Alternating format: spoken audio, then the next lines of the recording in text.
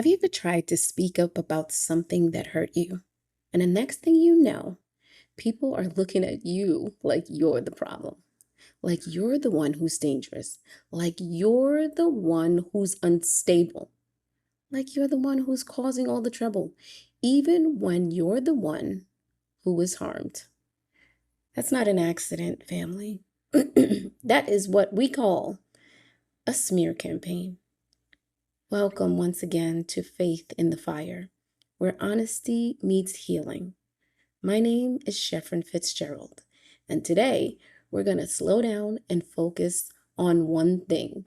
And that one thing is the smear campaign.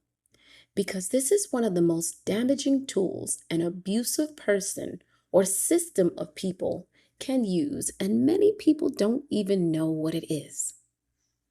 So, let's define terms. A smear campaign is when someone spreads negative stories about you to protect their image and control how people see you. It's not just disagreeing with you, it's not just criticizing you.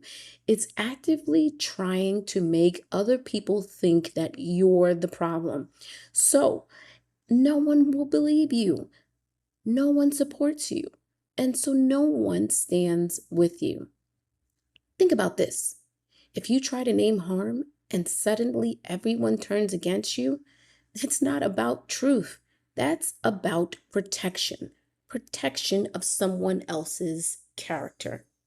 The person who hurt you doesn't want their reputation damaged. They don't want accountability. Definitely don't want that. They don't want people to see what they did.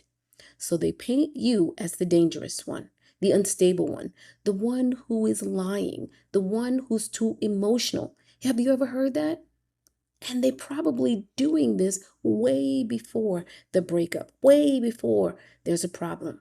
And slowly, the people that they're talking to, they're going to believe it. That's the goal of a smear campaign, not to defend truth, not to seek justice, but to silence you by making everyone doubt you. So, how does this work? It starts off small. You tell someone, I'm the one that's hurt. And they say, maybe you're misunderstanding. I think you're overreacting. You're the one who's causing the problems. And then they start telling other people, she's unstable. She's being dramatic. She's attacking the church. She's attacking our leader. She's attacking our family. And now you're not the victim. You have just turned into the threat. And then it's going to grow, family. People start looking at you differently. They start inviting you to things less. They start questioning your character.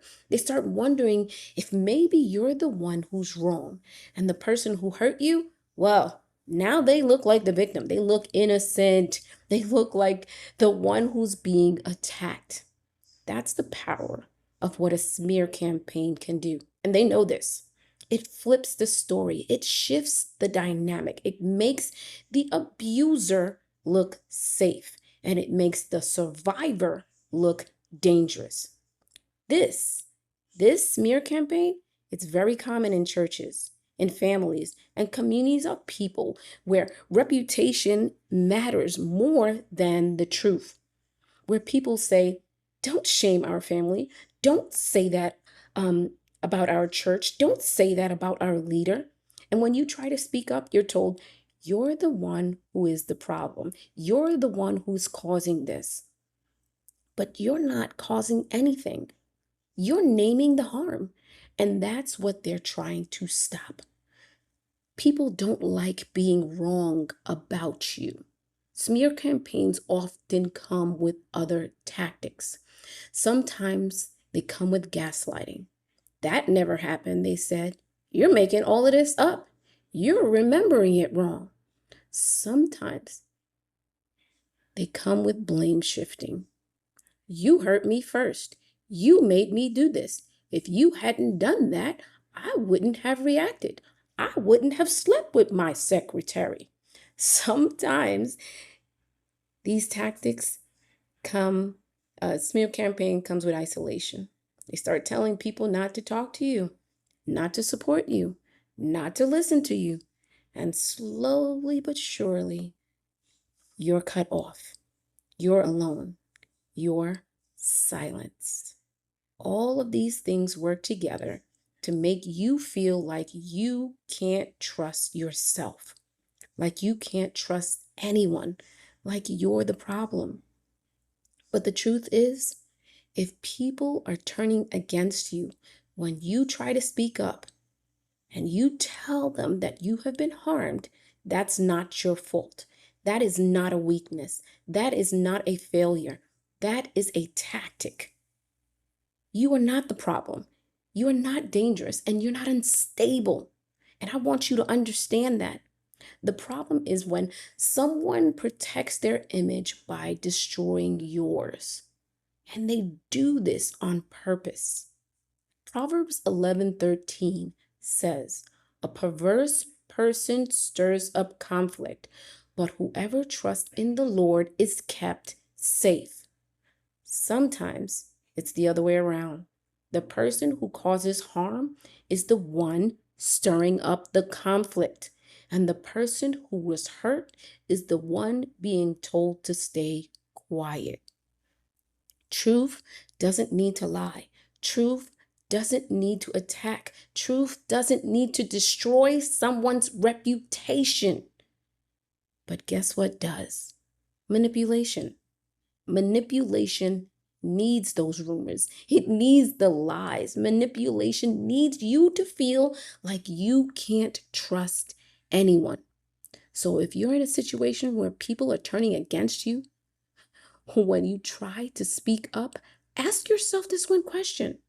Are people turning against me because I'm the dangerous one or because I'm naming harm? That question can change everything. That question can snap you back into reality. Because if you're being turned against because you named harm, then it's not your fault. It's not a weakness. It's not a failure. It's a tactic. And tactics can be named. Tactics, they can be seen. Tactics can be resisted.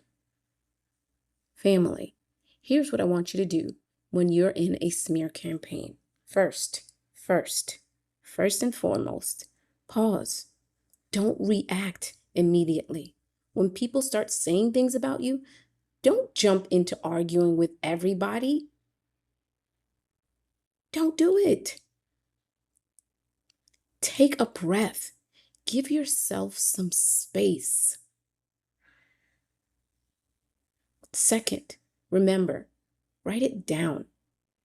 Keep notes, save messages, document what's going on when it's happening and what is being said. And this is not to prove anything to them, but it's to prove it to yourself because this anchors you into reality. Third, reach out to someone. Talk to someone that you trust, someone who absolutely knows you, someone who can remind you of the reality, the truth of it. Because smear campaigns work in isolation. They work when you're alone. They work when you don't have anyone to talk to. So, no, you're not the problem. They're the problem. And if you don't have someone sitting with you, someone who knows you, knows the situation, then you're not going to have a witness and you're going to need witnesses. You're going to need someone who sees you. You need someone who is going to be able to remind you of the truth. Proverbs 27:17 says, "Iron sharpens iron, so one person sharpens another." You're not meant to fight this alone, family. You're not meant to to suffer in silence. You're not meant to feel like you're the dangerous one when you're not. A smear campaign is not about truth. It's about control. And these jokers, they love control. They want to control you, control how people see you. So, here's a simple way of thinking about this. If someone makes people turn against you, When you try to speak up, that's not love.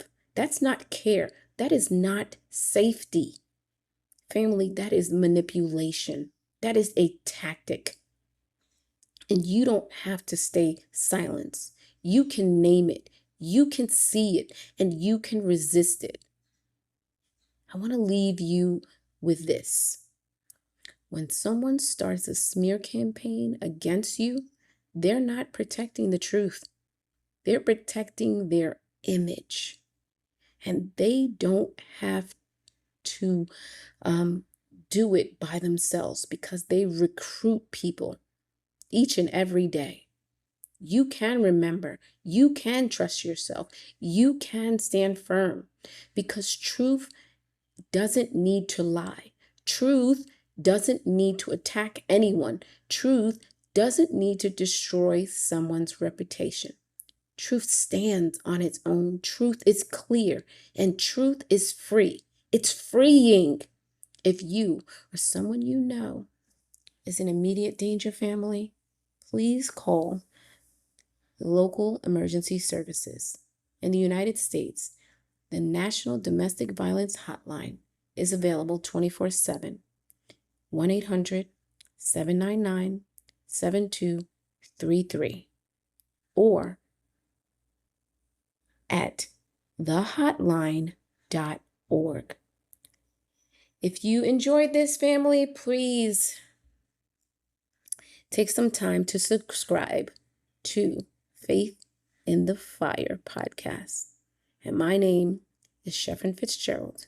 And today we have talked on the topic of a smear campaign. If you are going through a smear campaign, family, I want to say I've been there. I know what it's like. And you don't have to go it alone. There are friends and family that you know, that you can trust, that you can talk to, that you can share with, to walk with you as you go through this. And don't try to clear up every rumors. It's even more freeing when you let them think what they want to think. Because guess what? God is with you. He sees everything. He knows what's true, and he knows how to handle it. And the moment that you prayed, "Help me, Lord," he began the good work. Enjoy the rest of your day, family, and thank you for listening to Faith in the Fire podcast.